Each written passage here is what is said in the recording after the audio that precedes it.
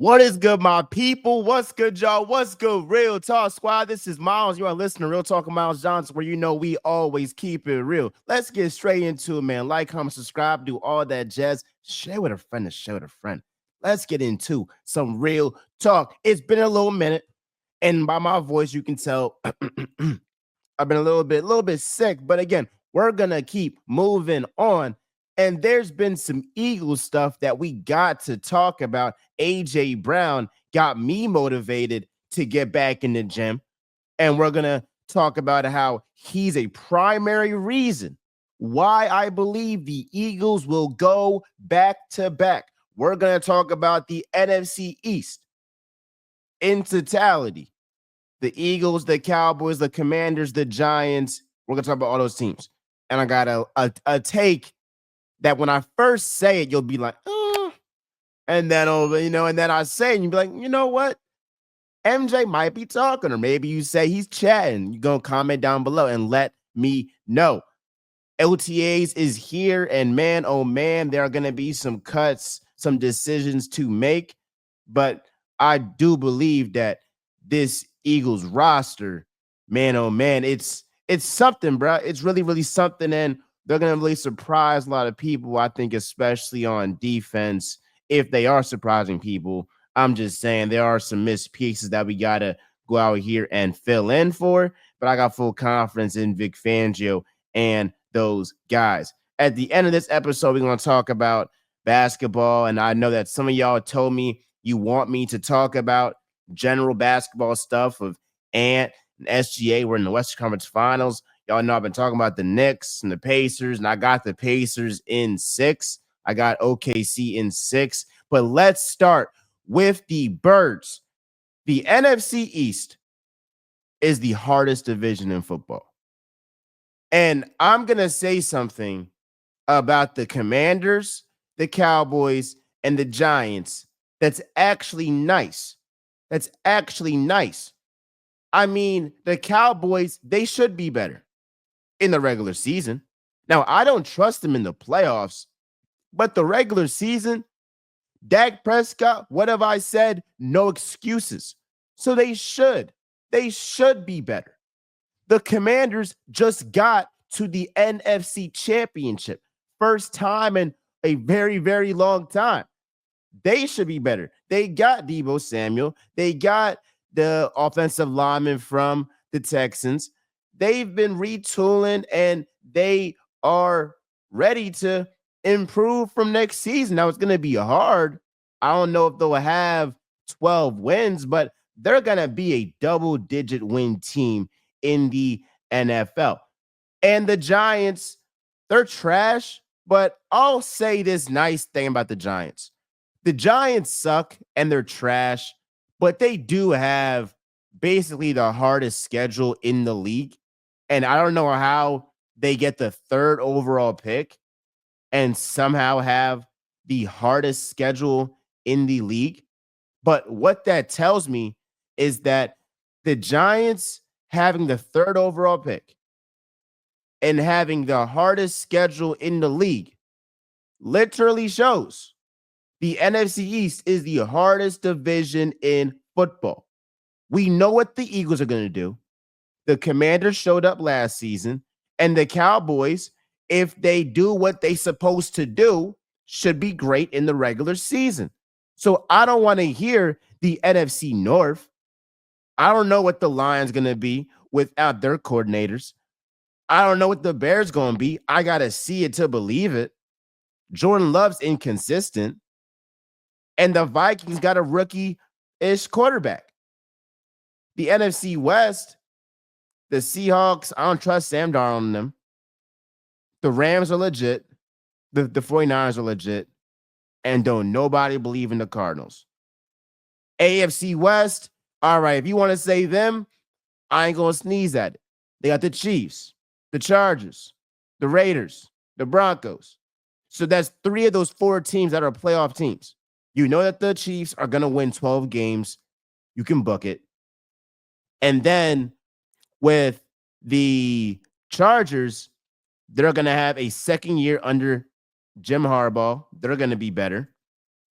And so, ultimately, bro, I think that the NFC East at worst is number two.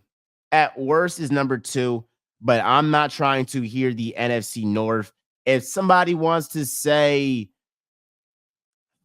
if somebody wants to say the AFC North, I don't know if I trust the Bengals.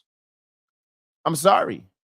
I don't know if I trust the Bengals because I look at the Bengals as the most poverty organization, maybe in all of sports.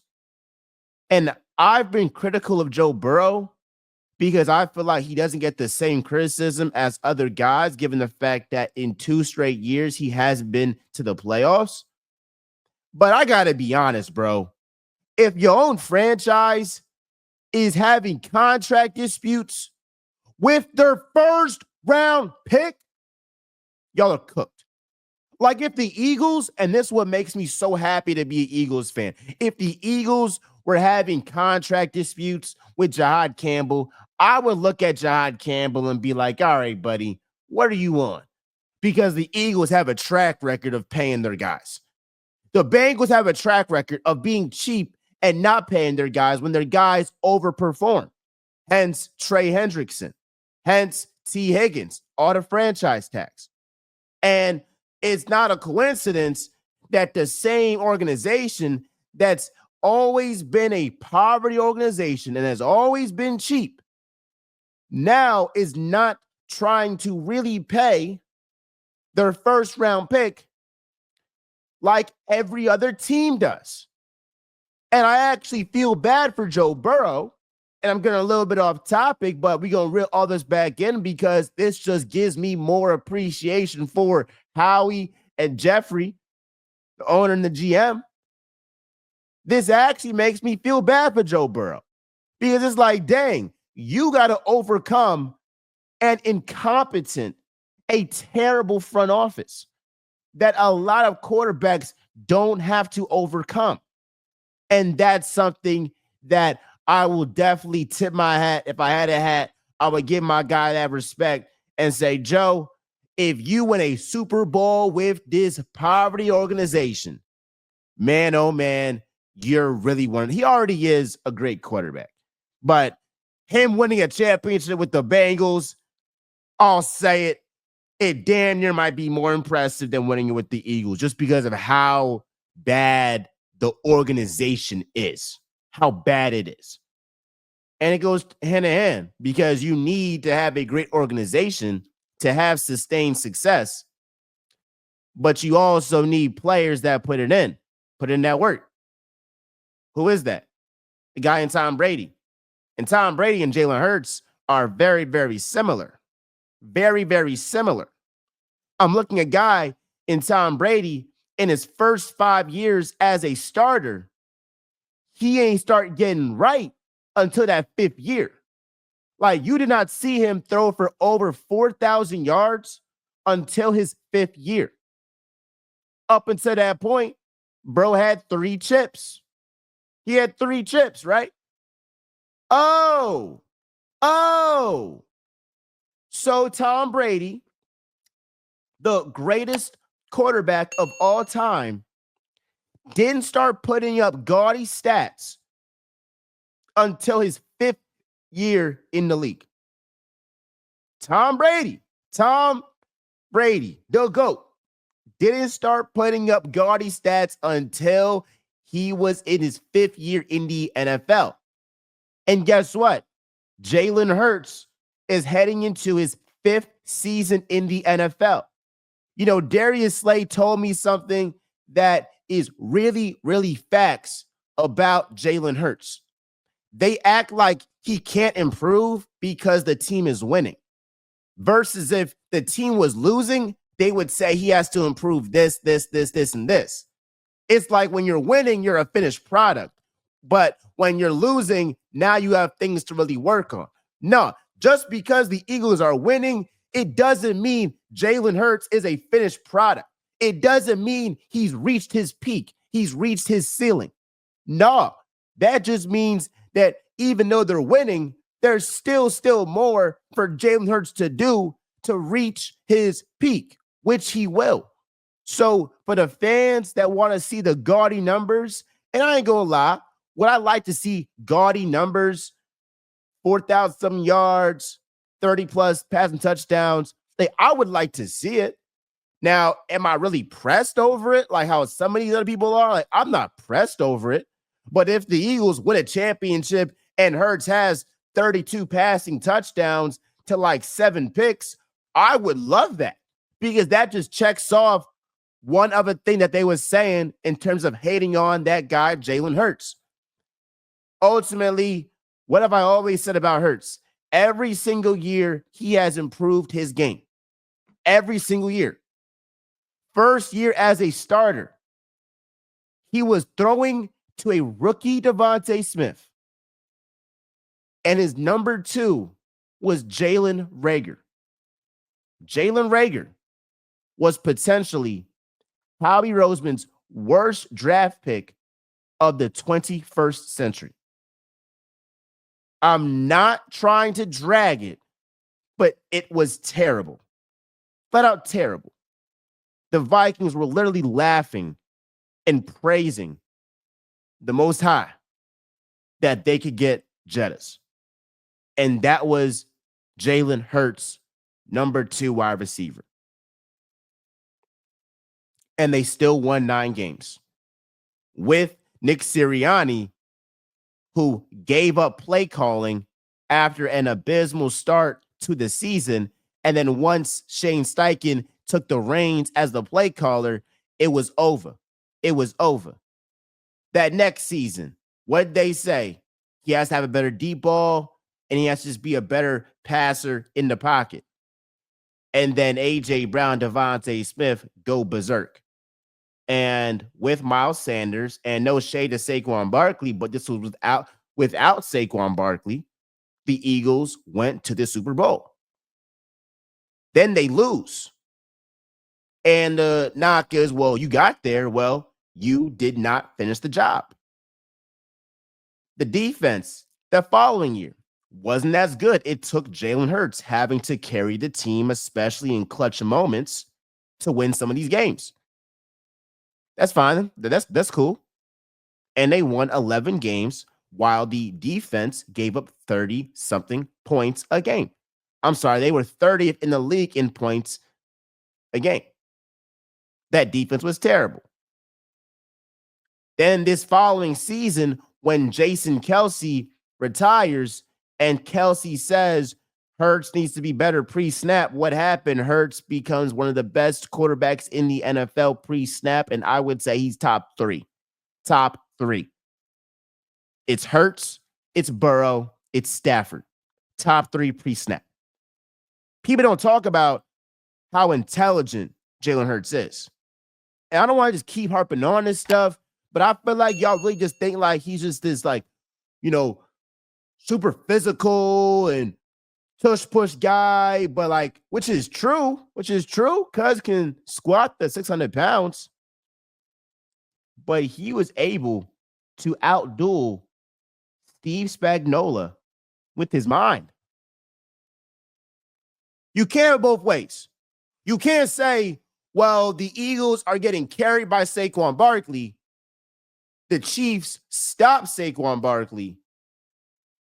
And Jalen Hurts puts 35 plus points in his head and in consecutive bowls does the only thing that only him and Joe Montana have done against arguably the best defensive coordinator of all time. And not say, oh yeah, Hurts is damn smart. Damn smart. And again, he's not a finished product. So I expect Jalen Hurts to have his best statistical season in his career. I will say it again. Jalen Hurts next season will have his best statistical season of his career. He's following the Tom Brady blueprint. Win early with modest stats in the regular season, even though 2022 was some great numbers.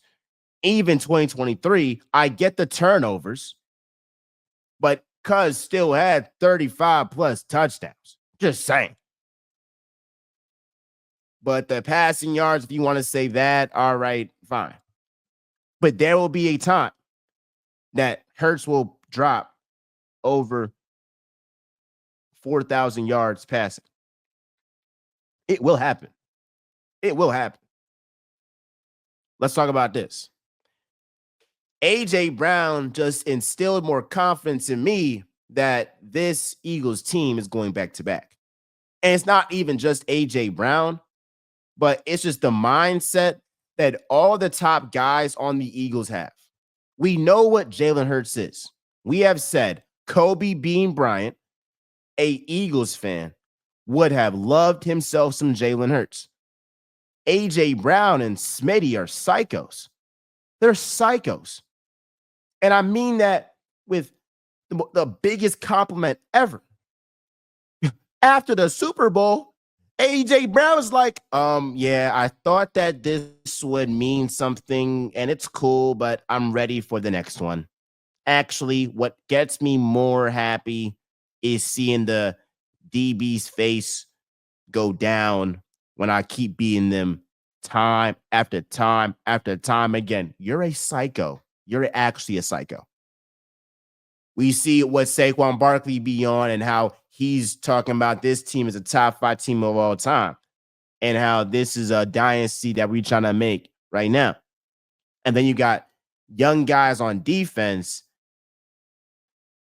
that don't know no better, but they're led by a guy in Vic Fangio that was getting on their ass for a putrid second half defensive performance for his standards. Now, we could say, well, they let off the gas. They was up by like 34-0, but Vic don't care. You heard Jalen Hunt. He was like, hey, Vic Fangio was pissed off. So ultimately, this is a top-tier organization, and these guys are hungry, bro. These guys are hungry, bro. And I had this quote from service last Sunday, and it was actually facts, bro. I just want to tell it to y'all. Hunger qualifies you for a seat at the table. Hunger qualifies you for a seat at the table. Seeing that look in A.J. Brown eyes when he in the gym with some dogs, getting that work, and you saw that, John. He was getting right, bro. He was getting right. You could tell, oh, that's a hungry dog right there, bro. What they say, hungry dogs run faster to get to the table because the only way that you have a seat at the table is if you are hungry, right? So I love that. I love that. That gave me motivation. I was like, let me use some push-ups right now. Let me do some sit-ups, some leg raises. Let me do something. I love y'all. I appreciate y'all. We're talking about Johnson Marino. I'll always keep it real. I love y'all. Appreciate y'all. We are out.